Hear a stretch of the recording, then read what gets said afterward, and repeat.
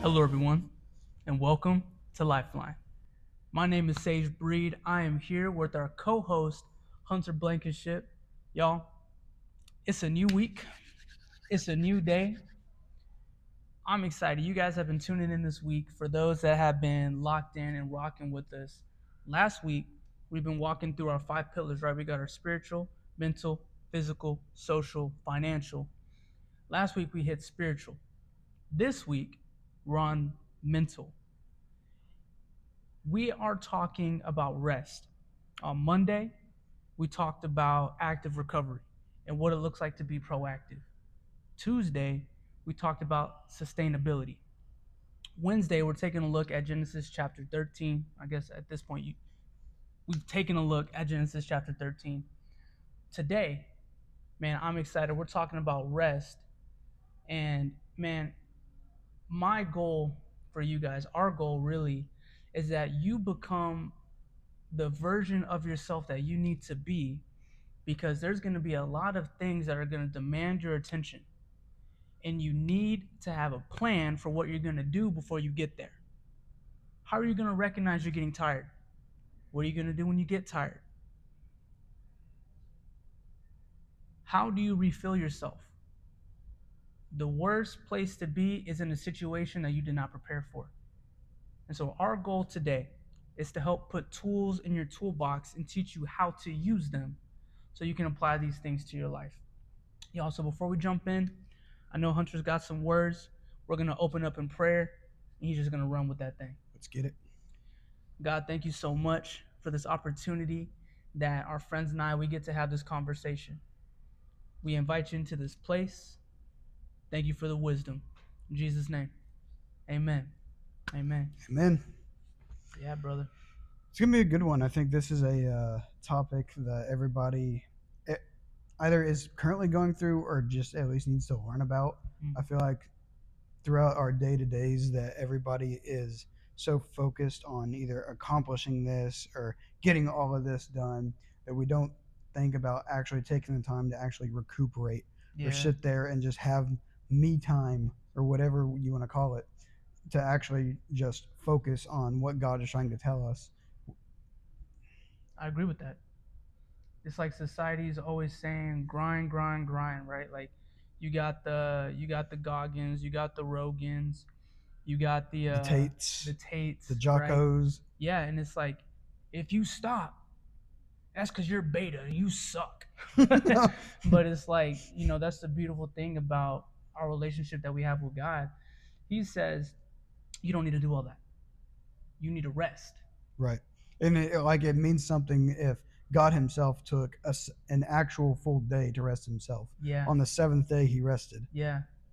Man, speaking of that, brother, I know we got an anchor verse. Can you hit that for us? Yeah, it's going to be on the seventh day, God finished his work of creation, so he rested from all of his work. Where's that Genesis from, 2, verse 2. Sheesh. Read that one more time. On the seventh day, God had finished his work of creation, so he rested from all of his work. So I know we're talking about rest, so obviously that's one of the reasons why that verse stood out to you. But as far as an anchor verse, what about that really stood out to the point where it was like, bro, we got to base our conversation on this?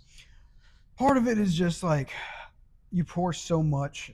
You and I had this conversation earlier this week, pouring so much of yourself out into stuff and just slowly just depleting yourself that we don't take time to pour into ourselves to recuperate. Like it's something I relate to on such a high level, being involved in so many different things, whereas different Bible studies, helping leading groups on Sundays, prepping for this podcast, just taking time to make sure everything gets done. But at the same time, that takes a lot out of you sometimes. Yeah. Especially mentally. Might not physically, because I'm not like actually lifting things up, tossing them around and whatnot. But like the mental aspect of it, of spending so much time like investing all the mental strength you have in getting things done, that it eventually just depletes you, and then you find yourself in a state like we discussed earlier. You're cranky, you're angry, you're just short fused, you don't know what to do in a different situation, you don't know how to think things over because you spent so much time putting so much effort into other things. You don't know how to actually think through a situation that you're currently going through. Yeah. No, that's a fact, bro. It's like you're getting so bombarded. Shelby and I were actually talking about this too.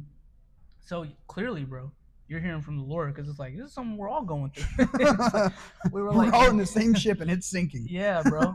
It's like, dude, we felt like we've been in survival mode for so long. We haven't had an opportunity to rest and heal. And so it's like our goal is just get to the finish line. Yeah. And there's a time and place for that.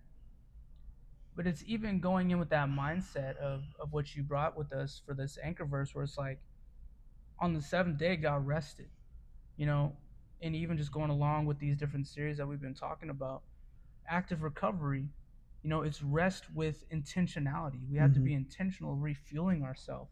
The sustainability, what are we going to do? God created things and organized it in such a way that it was going to be just fine without him. Right. So it's like, oh, that's a model. We need to be so intentional and organized and structured with our lives in such a way that our life is not going to fall apart if we take a step back for a day. Mm-hmm. The world's going to be there when you get back. Yeah. It's like it was here before me, Mm-hmm. and it's going to be here after me. Yeah.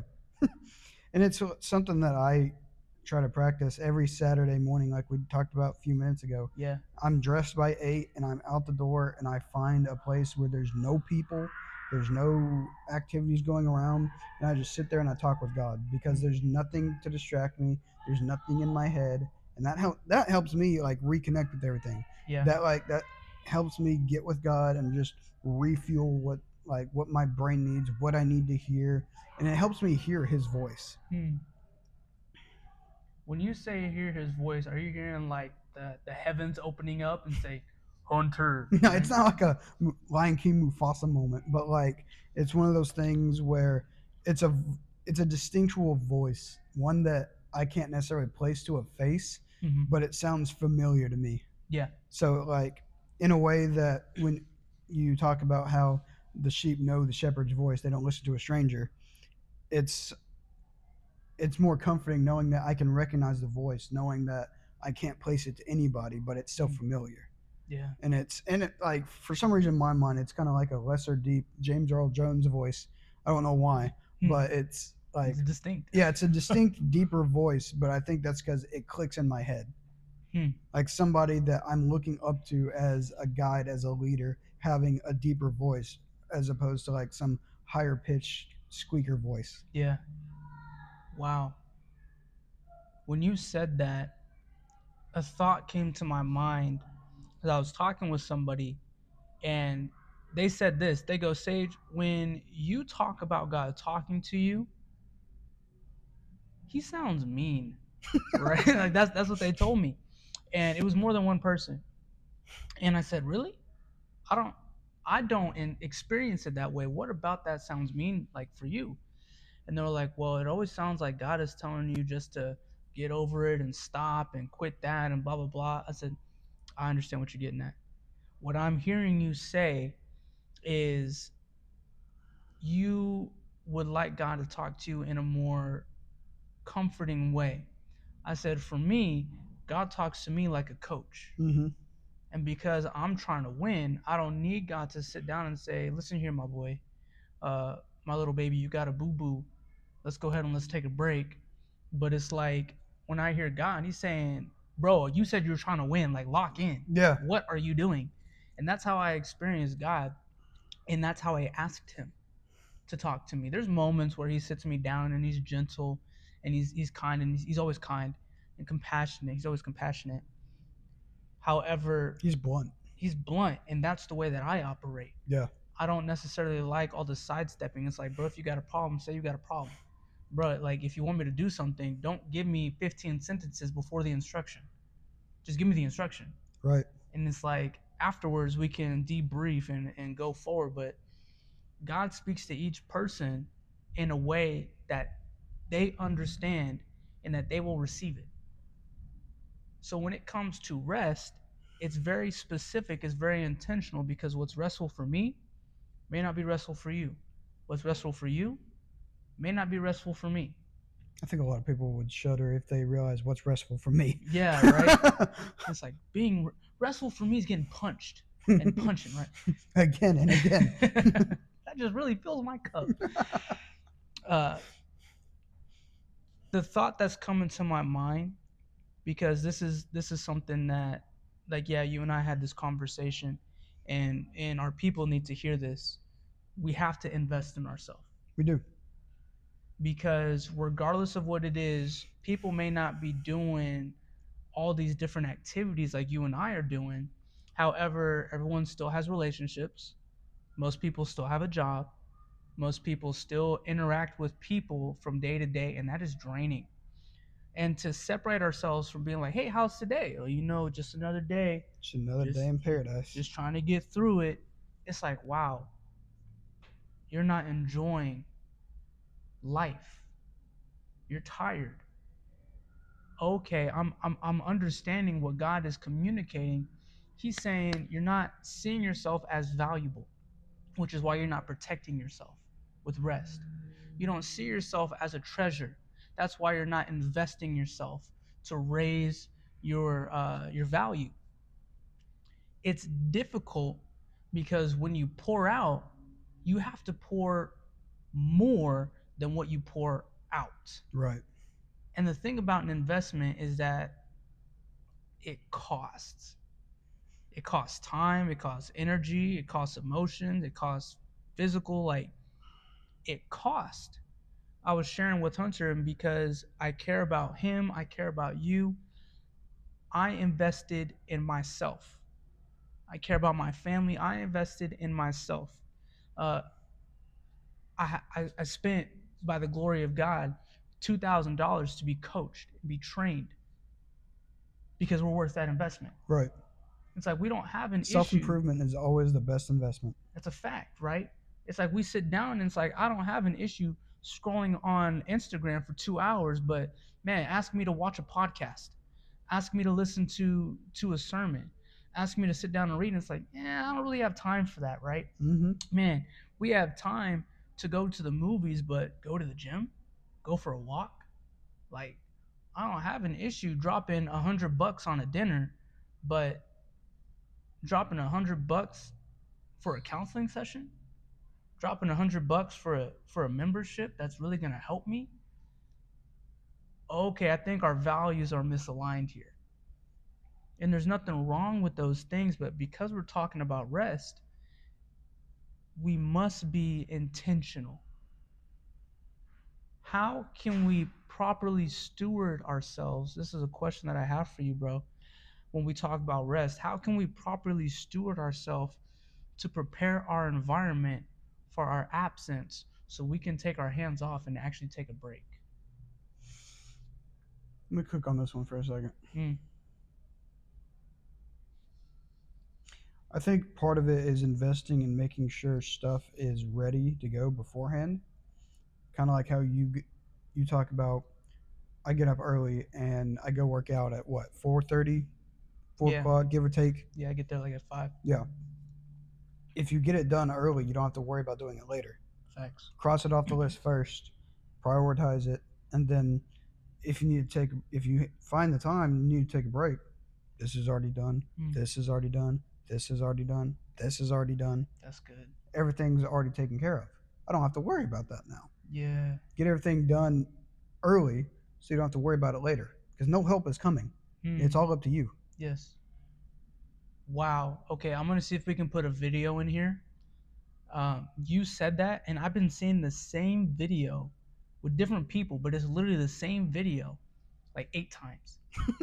And it's these people doing different tasks, right? So they have like 12 cups, 12 cones, 12 balls, and they're racing each other. And so, is it the one of the 2 kids, like one starts at one side and one starts at the back? Exactly. Yes, I've seen exactly. That. Cool. Yeah, cool.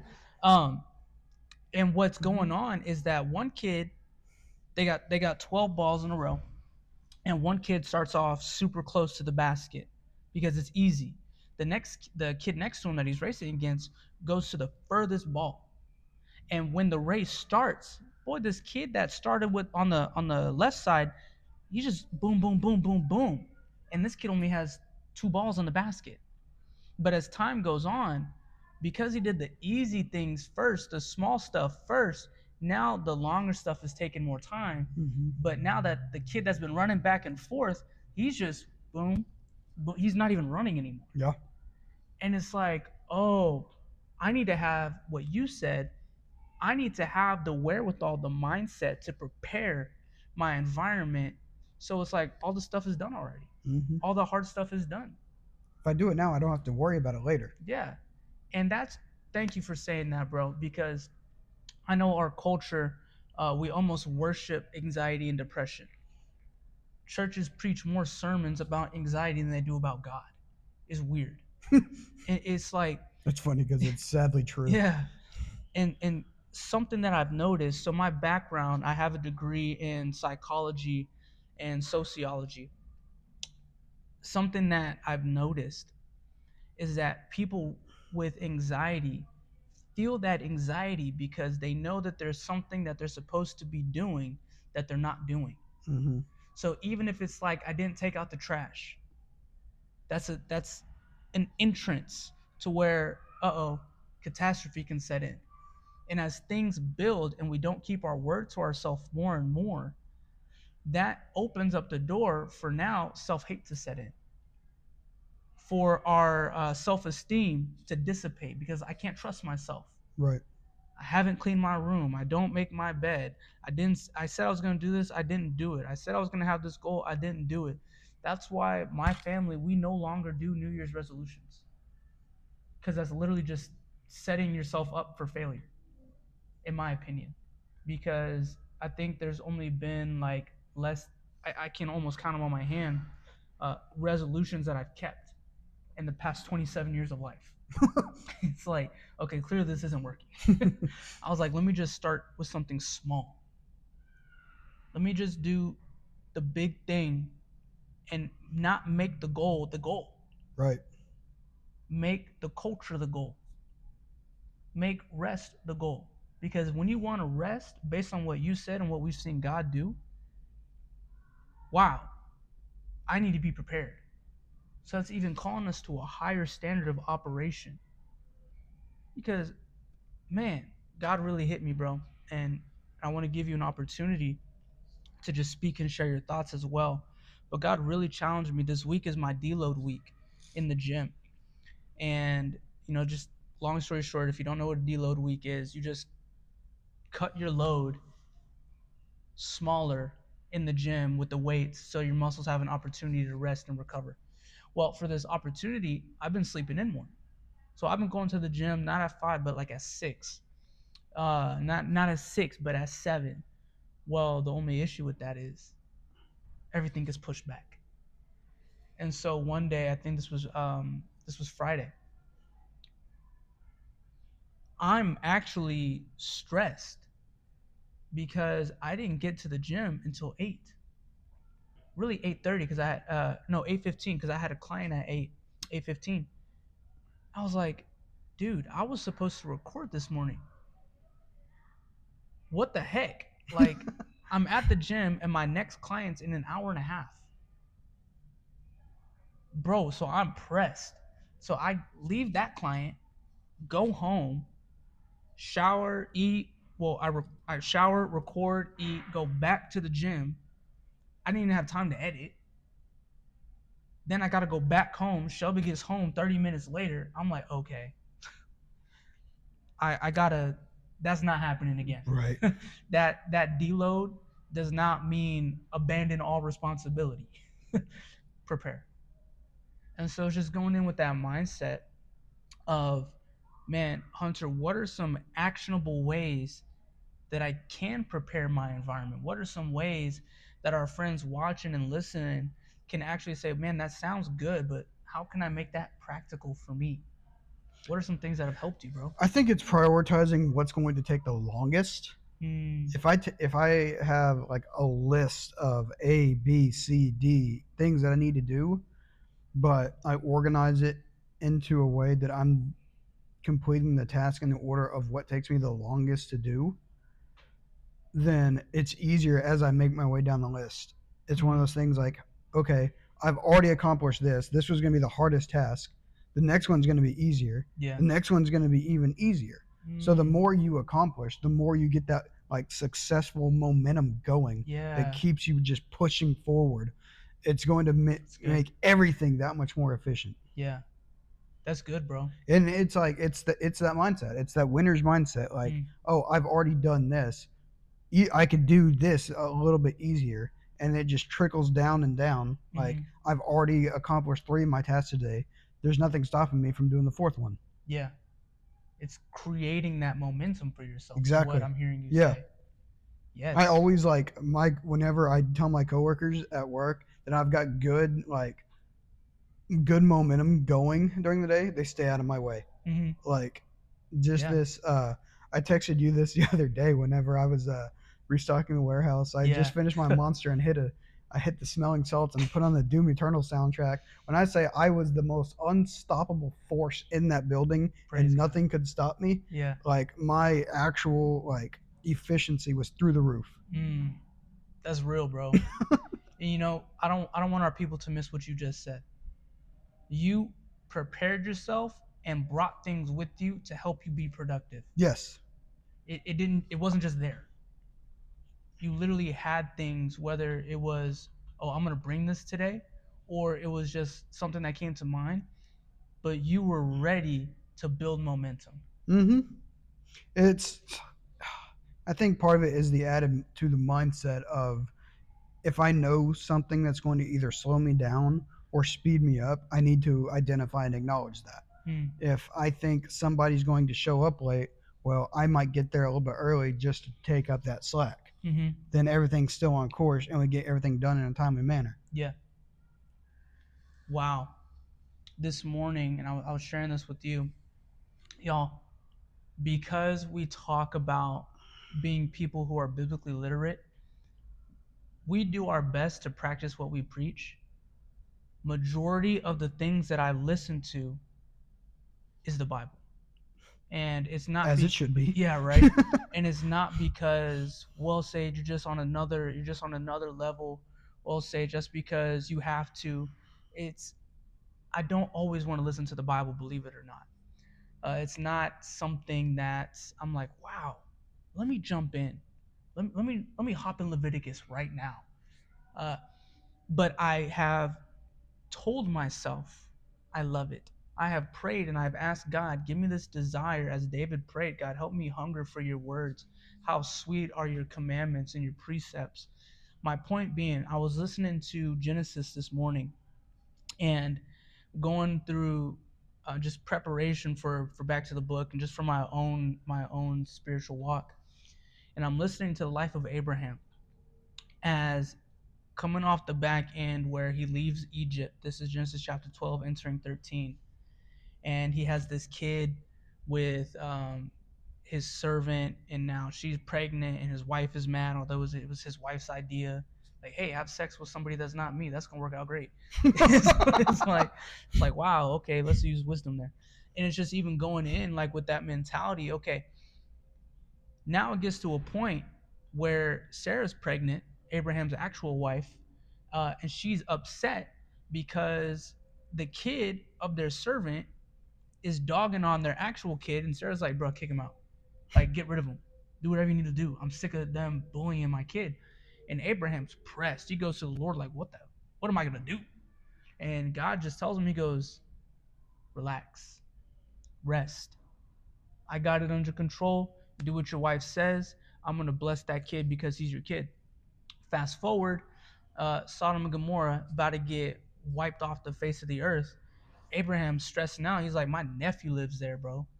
And God says, okay, well, that's tough, bro. Like, I'm going to wipe them out. And Abraham goes, well, hey, if there's 50 people, will you spare the city?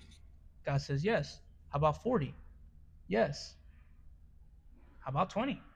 Yes. Okay, hey, thank you for bearing with me. How about 10? Yes, if there's 10 people, bro, I'm going to leave the city there. Fast forward, there were not 10 people there. City gets burned up. And Abraham walks outside and he sees the city that his nephew is in on fire. He has no idea if his nephew got out or not. Right. But we know that God remembered Abraham, and for his concern of his nephew, he told Lot and his wife and kids, get out of here. And so they were delivered out. Fast forward, I'm praying, and I shared this with Hunter. I was driving to get this recording in, and God was just telling me Mark 6, or not Mark 6, Mark 8, Mark 8. And so I stopped listening to Genesis, and I hop over to Mark. And it starts off with the second feeding of the 7,000. So you got the 5,000, and you got the 7,000 that Jesus fed with the loaves of bread and fish. The first sentence that comes out of Jesus' mouth that's recorded is, tell the people to sit down. Tell them to rest. Tell them to relax. I have it under control. Fast forward in the same chapter, the disciples are talking, and they're like, man, do you think Jesus is kind of like, because we didn't have any like bread and fish, we weren't prepared? Jesus overhears them and goes, what are you guys talking about? Why are you talking about bread and fish? Why are we still on this? Yeah. He's like, how many bread and fish do we have left over from the first time? They're like, well, we had 12 baskets. He goes, so I'm going to provide. Like, just relax. Mhm. Beware of the yeast of the Pharisees. Don't worry about that. And they're like, I think he is upset about the bread. And Jesus is like, whatever. And he starts to tell him, he goes, man, the Son of Man, Jesus, he's speaking in third person to them, is going to be lied about, beaten, crucified. I'm going to die. And they're just like, whoa. Peter pulls Jesus to the side, and he rebukes him and goes, Jesus, it's not going to happen to you, bro. Like, you're not going to be crucified. And Jesus looks at him, and he goes, get behind me, Satan. You don't care about the things of God. And it hit me, because this whole time, Jesus is constantly showing, I have it under control. Mhm. Brother, I'm God. Like, relax. You're hungry? I'm going to feed you. If you're tired, I'm going to give you rest. If you're concerned about your safety and my safety, don't be. I will protect. Psalm 23, your rod and your staff, they comfort me. The rod is for discipline. Your discipline comforts me. Your staff is for protection and guidance. They comfort me. And it's like sitting here, and God is saying, man, if you want rest, do what you're supposed to do. If you want rest, grow in this relationship with me. We understand that in our 5 pillars, if your spiritual is out of whack, bro, the rest of your life is gonna suck. This is why we really press, man, build your devotional life. Get in the habit of fasting. Personally, my family, we fast every Monday and Tuesday. You know, in my teams at the church, we fast for the first week of the month. And so it's simply going in like, we have to, because we need the rest of our life to go well. But if it's not submitted to the Lord, it's going to suck. So Hunter, bringing these things to mind, what was an area that you really were able to sit back and say, dude, because I prepared so well, I can actually just chill, bro. I can be fully present and just rest and relax. What was the time period, and how did you prepare for that? I think part of it is, I mean, I'm sure there's multiple scenarios, but it's times like having recordings like we're doing now, or having to help teach on Sunday mornings. It's taking the time to where I do my studying, I do my lesson plan, I have all my notes done. But if I'm, like, say we're recording next Saturday, Mm-hmm. I have this done by Tuesday. Yeah. That way, if I do it now, I don't got to do it later. Mm-hmm. I already know everything's there. I already know that, oh, my references are there. Why do I have to worry about it anymore? Mm. It's already done. Yes. When God says it is done. For teaching on Sundays, they give me a lesson plan. All I got to do is just write up the notes and the references for it. Then when I get there 3 to 4 days later, I've already got it. Yeah. Pop it open. All right, guys, let's jump in. Mm. If I take the time to actually prepare stuff and have it done well in advance, I don't have to go through the anxiety of knowing, oh, I haven't done this. Oh, they're going to think less of me because I didn't get the job done. Mm. It's already done. I don't have to worry about it because I took the initiative to make sure it was already accomplished. Wow. Say that word again, bro. I took the initiative to make sure it was already accomplished. Yeah. And that's what separates a child from an adult. Responsibility. Mm-hmm. If you really want to be successful, and thank you so much for sharing that, bro, because if you really want to be successful, you have to take the responsibility. Yeah, people can do things, and right, it's like, man, they really were working against you. Mm-hmm. And man, my dog really did eat my homework. And Bro, it's funny you say that. Like, just brought to mind. Like, this is the second time it's happened where it happened again this week where I got everything done at work. I came home ready to relax. I get home to find out my dog puked on my sheets. bruh, When I say that That's puts gnarly. me in like a certain mindset yeah, and just makes me spiral. But after the first time it happened, I realized like, yes, I'm agitated. I am peeved off. I'm short fused right now.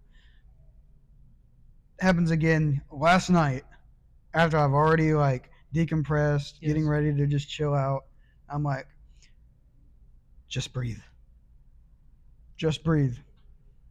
I'm sitting there, taking my sheets off, breathing, throw everything in the washer, walk back, and I'm like, you know what? Everything's gonna be fine. I've done this before. Systems. Mm-hmm. The more you practice getting stuff done, the less stressful it is. Yes. It's just repetition, repetition. You don't gotta overthink it. You learn as you go. The more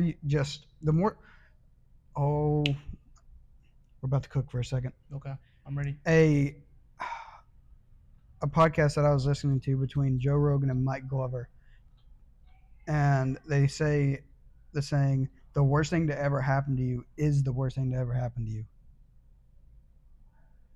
Whoa. And they go into this saying like, if the worst thing that's happened to you this week is somebody yells at you on social media, that's the worst thing that's ever happened this week. Versus if you get home and your house is burned down and you have nowhere to go, that's the worst thing that's happened to you. And then the more people that have been in the more higher stress situations, like the more like life altering, like dark time moments that really shape our lives, the easier they operate under stress because they've become accustomed to it. Yes. So the more stuff that we go through, the more learning moments, the more life-changing alterations that we go through, it makes the smaller stuff not seem as like really anything. So when you get used to handling all the harder problems in life and you just adjust to making sure like, yeah, this sucked. This has like been the worst week, but you know what? I got through it. Like it prepares you to actually tackle all those like minuscule moments in life where this guy's taking too long at a red light or this guy's not using his blinker.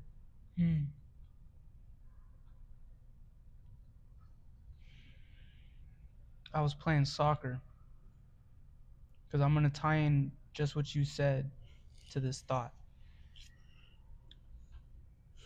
When you have been through stressful situations, little things aren't stressful. I was playing soccer, and this is my second time playing with this team. I don't really know anybody there. I got one of my good friends with me. I'm playing left wing, not really my spot, but nonetheless. Well, the one of the guys, he's stressing out, bro. Like he is pressed. He's the mid behind me. He is pressed. He's like, get your man, ah, and he's going crazy. And so finally, I stop. I'm like, bruh, Simmer. like, I see him. You get your man, because each time, bro, this man had his guy unguarded. but he was telling me what to do. But it was one of those moments, and I'm using this story for this reason, because I've been through stressful things. I've had stressful moments already. Bro, for that man, that moment was the hardest moment of his life at that time. I was like, brother, relax. This is a scrimmage. I promise you it's going to be okay. When we go through hard things, this is even why, like, we're not really in a warrior society right now, but we have to have a warrior mindset. This is why they take the young children out and they put them through this thing. I was watching the movie 300, and one of their rites of passages was they'll send the kids out in winter to go fend for themselves, and when they come back, they're a man. Hunter and I are reading this book. We'll shout it out another time, but we're reading this book, and later, in I think it's like chapter 3, they talk about how there's rites of passages, and when the child comes home, even the mother, she says, "Oh, I don't know you," and they introduce themselves because it's symbolic of saying, oh, the person you were is gone. Mm-hmm. Now the man is here, the adult is here, and adults have systems. Right. And one of the reasons why we are allowing ourselves to be overran and so exhausted all the time and addicted to caffeine like it's some kind of drug, because it is because we have not created and implemented systems. We have allowed undisciplinedness. Oh, I don't want to do that today. Oh, I don't want to clean the dishes today. I don't want to clean my toilet even though it makes my whole house stink. I don't want to take out the trash. I don't want to pick up my socks off the floor. All these things, they build up and they add up. That's a lack of discipline. But instead, I'm going to scroll. I'm going to get that hit of dopamine. I'm going to get some instant gratification. Instead of really taking care of what needs to be taken care of like a responsible person, I'm going to sit on the couch and I'm going to watch Netflix for 4 hours. Nothing wrong with that if you have everything else taken care of. But it's like, what systems have we put in place to really allow ourselves to have that kind of rest? Because it's not saying, oh, well, Sage, what I'm hearing and you, Hunter, say is I don't deserve rest because I'm not disciplined. Not what we're saying. No, not at all. What we're saying is, because you deserve rest, be disciplined. Make sure you have the time to rest. Exactly. And it's not saying, oh, you can't have you cannot have a sweet treat every day, because then it's not a treat. I used to eat Frosties 2 to 3 times a day. I was built like a Frosty. Like, I got the key tag for a free Frosty, bro. I still go often enough that they know who I am. But it's like, I can't go 2 to 3 times a day, because then it's not a treat anymore. It's not a reward anymore. And one of the reasons why we're getting beat down is because we're not attaching rewards to what we're doing. Right. Okay, let me slow down. Okay. I was meeting with someone, and it's a few people. It's not just one person. So this is one of the ways that I've realized, this is a societal thing. They go, Sage, I'm having a really hard time sticking to my plan. I have a plan. I have a system. I'm just not doing it. What do I do? And I said, okay, how are you rewarding yourself? Well, I'm not, because I'm not sticking to it. I said, that's why you're not sticking to it. Humans are reward based. We're incentive based. We're like dogs. Yeah. And so it's like, that's why you notice Instagram rewards you for getting on today. They reward you for getting on multiple times a day. With what? With good reels. Games reward you for playing multiple times a day. They have check-in bonuses. Life rewards you for things. So we must create a culture in our own life and with our own systems. Dude, I had my Devo time today. I'm going to get a coffee instead of starting the day off with coffee. Man, I worked out today. Not like, let me go celebrate with a sweet treat necessarily, but it's like, let me sit down and let me watch an episode. Mm-hmm. Man, I did something hard. Let me reward myself with something equally as satisfying. But we have to be mindful because we are reward based and we are incentive based and we are wired that way. This is even why God says, do what I'm asking you to do, and there is a reward attached to it. Right. This is what's called keys to the kingdom. Satan hijacked it. Okay, manifesting is real and it works. That's why people do it. Duh. It's like, man, you speak out what you want and the universe will bring it. Okay, so that's called faith. Right. That's called faith with works. What they're doing is they're taking Jesus Christ out of it and saying, you are Jesus Christ. Okay, yoga. The word yoga means to be attached to. There's a certain God. You can't, Christian yoga is not a thing. So let me just burst your bubble now. I love you so much. That's actually demonic. I don't care if you're listening to Oceans. I don't care if you're playing the newest Elevation. I don't care. It's demonic. Just because you put Christian in front of it, it doesn't work. I'm stretching and I'm praying, and God says, Sage, this is what it was supposed to be. They're just stretching and praying to a different God. Stretch and pray to me. Mm-hmm. When we crucify ourselves daily, meaning, man, okay, I really want to go off on this person who was rude to me. I really want to punch this person in the face. I really want to masturbate. I really want to look at something and say, I want that for myself, and I steal it. I really want to do something that I know I shouldn't do. There's a reward attached to it. That's why we do it. Right. But God says, don't do that, and I'm going to bless you with peace. Don't do that, and I'm going to bless you with joy. Don't do that, and I'm going to bless you with this. Rest is a matter of saying, wow, I have created a system with the wisdom that God has given me. So now I can reward myself with stress-free time. Mm-hmm. And the beautiful thing is, it doesn't just have to be once a week. And this is what Jesus modeled for us. Okay, praise God. In Matthew and in Mark, Jesus is walking. Okay, I think this is Mark chapter 4 or 5. Jesus is walking with his disciples, and the Pharisees, the preachers at the time, the teachers at the time, they come up to Jesus, bro, and they're mad, Hunter. They're like literally pissed. They go, we're fasting right now, and John the Baptist, he's fasting right now. Why are you guys not fasting? And Jesus is looking at them like, because I'm here. Yeah. What is the point of fasting? The point of fasting is what Jesus was saying, was to be intimate with God and to be submitted. He's like, I'm here. My disciples are here. What are we fasting for? Then they go, okay, they're watching Jesus in the next chapter. They're watching Jesus to see if they're going to heal this blind person. Here's the crazy thing. They have faith that he's going to heal him. They believe that Jesus can heal. So even people that are dogging Jesus Christ are being like, oh, he can do it. But they take a look, and Jesus heals this person, and they go, you're healing on the Sabbath? Are you serious? And he hits them with that, you hypocrite, bro. Like, do you not wake up in the morning on the Sabbath and feed your donkeys? Like, do you not, like, what are you talking about?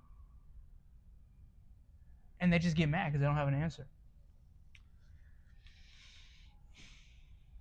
Rest itself is not a reward. Rest is the opportunity. Get this one. This is going to sound crazy, bro. Rest is the opportunity to rest. Right? That sounds like, wow. But take a moment. Seriously. Hunter, have you ever slept and woke up tired? Yes. Right? We sometimes sleep and we wake up exhausted. We sometimes take naps and wake up exhausted. We sometimes sit on the couch and we're still not refreshed. Why? Because we're preoccupied. Mm-hmm. And that's one of the reasons why we're not resting. It's because we're preoccupied. This is why cultures meditate. Because it works. It's detaching yourself from, boom, right now. and being right now. So there's a way, there's a method. It does not just happen. It's very intentional, like you were saying, bro. There has to be a system. Rest is built on systems. When your spiritual's right, your mental's right. Mm-hmm. When your spiritual and mental's right, your physical is right. You can't rest if your mental's not clear. Right. And your mental can't be clear unless you're right with the Lord. This is why we have the pillars, because they work. We don't just talk about them just for the sake of having something catchy to say. They're real. They work. It's based on biblical principles.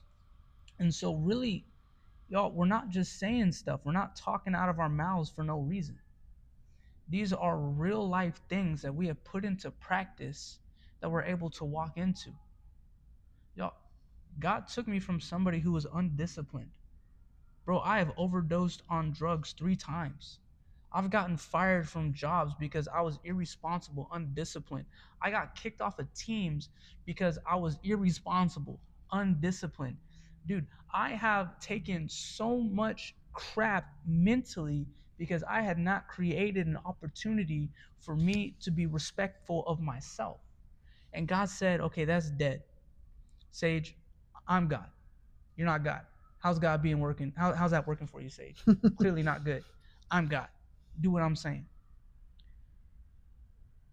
1 Corinthians 11:1.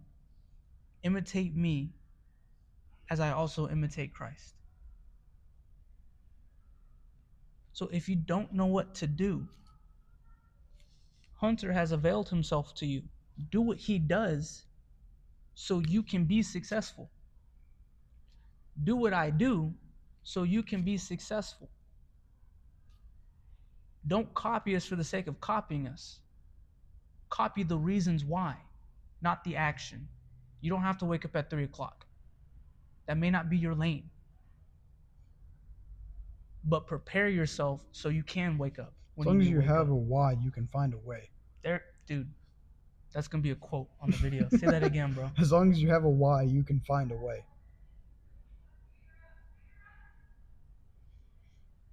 Build on that, bro. If you have a reason of wanting to do something, if you have something that you're trying to achieve, you can find a way to make it happen. Mm-hmm.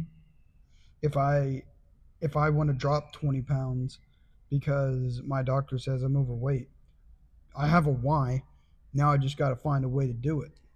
If I want to be more intentional with people because I feel distant from my social group nowadays, I have a why. I just need to find a way to make it happen. I need to clear my schedule to make sure I make time for those around me. Mm-hmm. You find a way to make stuff happen when it's important to you. Most of the time, we just don't have a why to make it happen. I'm gonna dap you up. That was good. That was good, bro. How can we find our why? I think it's prioritizing what's important to us. For me, stuff like community, rest, being there for those who are there for me. That's why if somebody says I need to meet and talk about stuff, I make time. I'll cancel going to dinner with somebody if it means it's bettering the life of somebody close to me. Mm-hmm. Like I can go out to eat and just have a fun time some other time. That's true. If it's something that I'm going through and I have a friend that is willing to listen, which luckily I do. I've got multiple, thankfully. I'm not going to go straight home and jump on the Xbox and play Phasmophobia or whatever. I'm going to spend 2 to 3 hours at some coffee shop just letting out what's on my mind because that brings me peace. I have a why I want to do it, so I make a way to accomplish it. Wow. That's really good, bro. Yo, this is why we have him on here. That's literally why we have him on here. We gotta have a why. And I think one of the reasons why we don't have a why is because we don't see ourselves, we as a collective, not we as individuals, we don't see ourselves as valuable enough. Nah, I don't respect myself, bro, so I'm not going to give myself proper 8 hours to 9 hours of sleep. Nah, I don't really care about the things that I'm doing, so I'm going to eat a bunch of junk food. Nah, I don't really care about life around me, so I'm going to spend 3, 4, 5 hours at the gym. Mm-hmm. Nah, nah, maybe someone else, not me. Why not you? Why not me? You got to start inside before you can focus on the outside. It's a fact. Yeah. You have to. Because you are worth it. I'm worth it. I got to make sure my house looks good before I invite people over. Mm-hmm.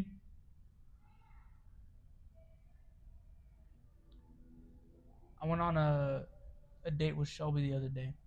First time? Yeah, right. It was my very first time. Our first date. Got butterflies. I always laughed at how you guys were engaged. You dated longer than you were engaged, and you've been married longer than you were engaged. We were engaged for a month, if that. But hey, it worked out. We need to have her on for at least one episode. Yeah. I feel like she gets talked about a lot, but nobody ever gets to see her on screen. Bro, okay. That's funny you said that. Yes. One day I was recording this, actually the past talk about it, this past Fridays. I was in the middle of recording and she came home from work and she sat on the couch towards like the last 5 minutes. Yeah, we're going to look to have her on more. We're all going to look to have her on more. She got a lot of wisdom, bro. And she was just an idea to some. Yeah. People are like, a concept. Yeah, right. Shelby, what is it? Everybody's like, who's this mystery woman that Sage is married to that nobody's seen before? Does she actually exist? The only person we see is Hunter. Man, that's funny. Surprise. That's funny, bro. That's crazy. That's madness.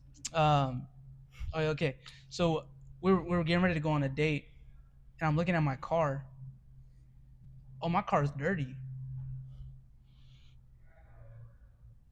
Hey, babe, I'm going to be home a little later than the time I told you because I just realized how filthy my car is. You're not getting in a dirty car. Priorities, bro. And it's the small things because it's like, oh, thank you for caring about me in such a way that you're taking care of yourself. Yeah. I got to take care of me before I can take care of others. Mm-hmm. And I have to value the others around me in order to prioritize taking care of me first. Yes. And that comes with rest. It does. If I'm tired, science, right? Studies have proven driving tired is 4 times more dangerous than driving blackout drunk. Not just a little tipsy. Driving tired, science has proven it. And unfortunately, accidents have shown it is more dangerous to drive tired than it is drunk. So, if you can't drive, what in the world makes us think that we can be there for people? What makes us think, like, how do we have this mentality of, oh, I'll show up to work tired. I'm going to talk with this person tired, because we're not even there. Yeah. You just zone out. If I can't show up for myself, how can I show up for you? You can't. Exactly. So, y'all, going back to this anchor verse, on the 7th day God rested, it is because he didn't cut corners. He did what he needed to do. When he was working, he worked. Bro, if you're at your job, get off your phone. What are you doing? Studies have also shown, I do a lot of research, okay? I do a lot of research so I can stay up to date and have relevant conversations. On average, as of 2024, out of an 8-hour workday, only an hour and a half of work gets done.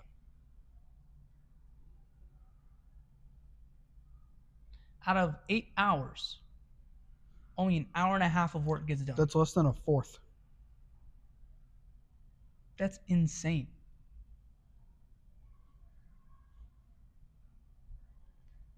Now, to take a real question and apply this to yourself. I've been in this position. I have paid somebody literal money, and they said that they were good at their job, and they sucked. It wasn't even nothing crazy. Yeah, I could build that for you. Okay, don't tell me you can, bro. Like, just let me know if you need help. No, I got it. Bruh. I ended up having to do it. It's like, you ought to be paying me, gosh darn. But when it's time to work, work. That's what God did. Work in such a way that you don't even have to work. God examined his work after he was done. He said, oh yeah, that's good. This looks right. Yeah. Meaning there was a standard. Okay, we don't have time for that one, but there's a standard. You are not the standard. I'm not the standard. Christ is the standard. There's a standard. So he sat back and said, based on the standard, this is good. He did that 6 times. So when everything was done, after he was working and he chose to, my attention, work. This work. What's the standard? Okay, that's to the standard. What's the standard? That's to the standard. Now I can rest. Everything's done. Got no else to do. And it's done well. So it's not even just a matter of doing it. Okay? Stop. For the sake of y'all, I'm not going to say it. I almost half-A it, right? But stop half-Aing it.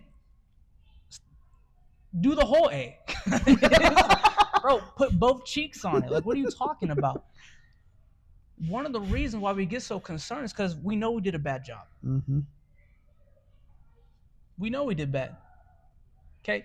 There's one time, okay, I'm gonna expose myself. I have to show you guys and tell you guys real stories. Otherwise, it's just like, who are these people? Okay, so I do a lot of work for family. And this was a few years ago. My godmother actually called me and said, hey, I need some help. Can you come trim my hedges?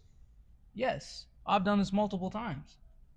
Well, this particular day, I was like, bro, I'm just gonna get a drink. It's not crazy. I'm of age, bro. It's fine.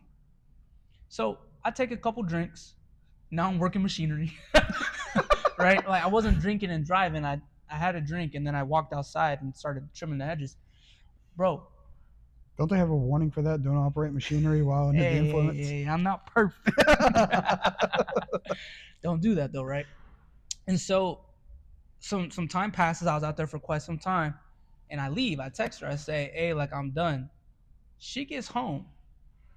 She calls me. And it was so funny. I don't even know if she knew this. She goes, I don't know if you were drinking or what, but this is not up to the standard that you have shown me. I'm going to need you to come back and do this right.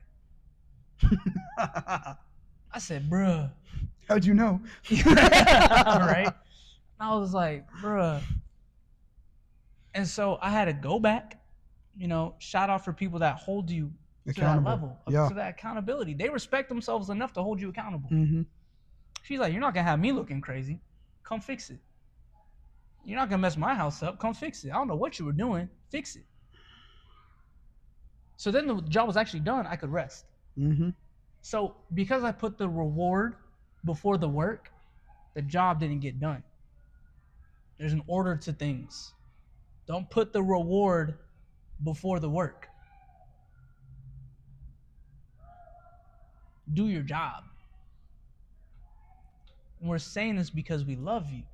We're saying this because we care. Hunter takes time to get before God. Hunter takes time and reads his word. Hunter takes his time to prepare. I take my time. I get before the Lord. I'm crying out for you guys daily, bro, because that's what it takes.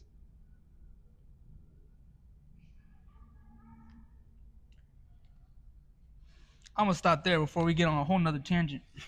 So, stay tuned next week. All right.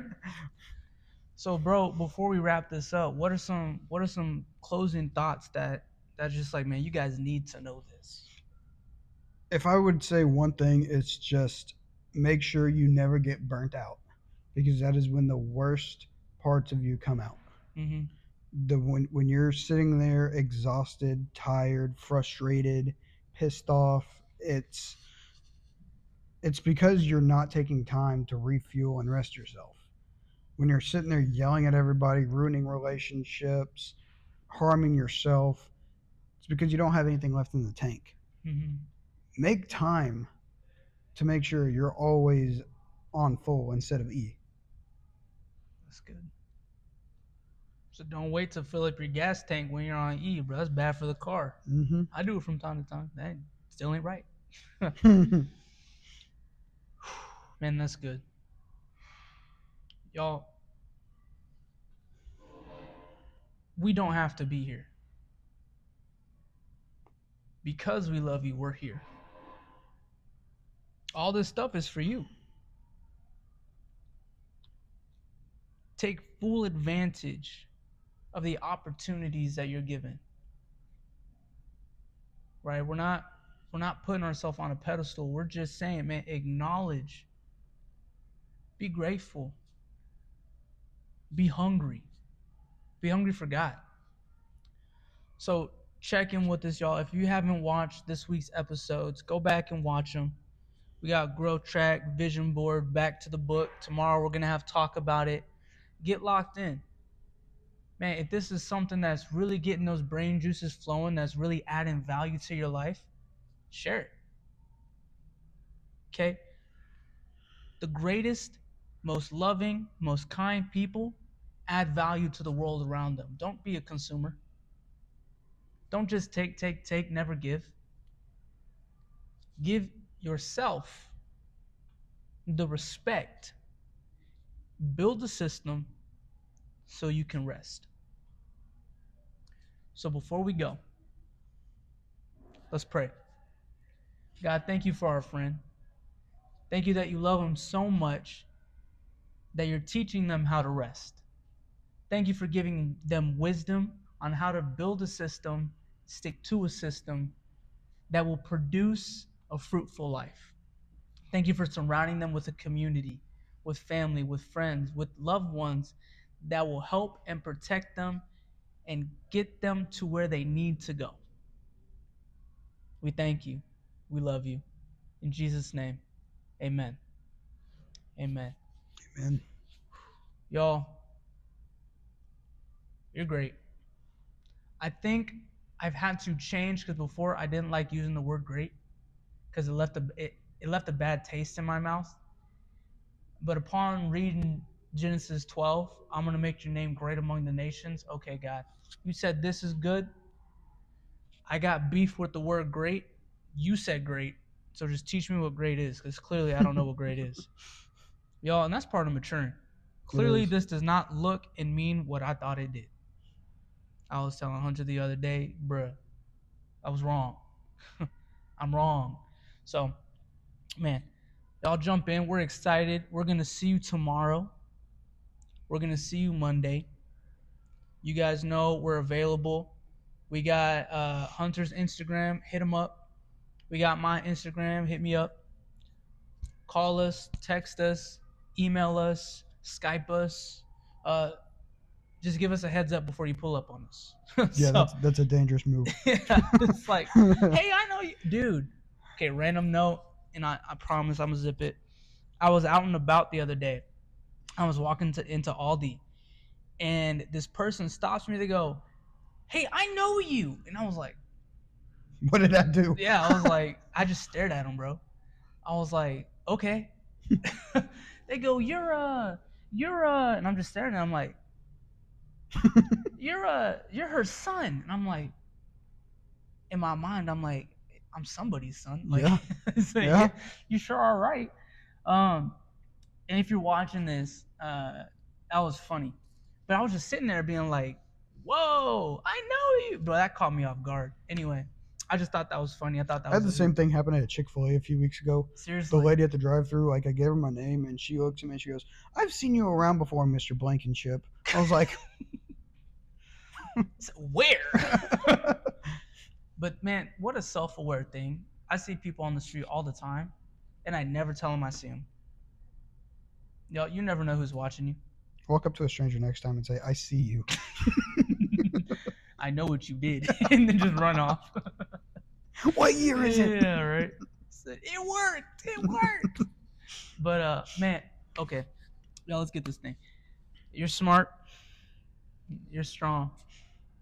We love you. And until next time, peace.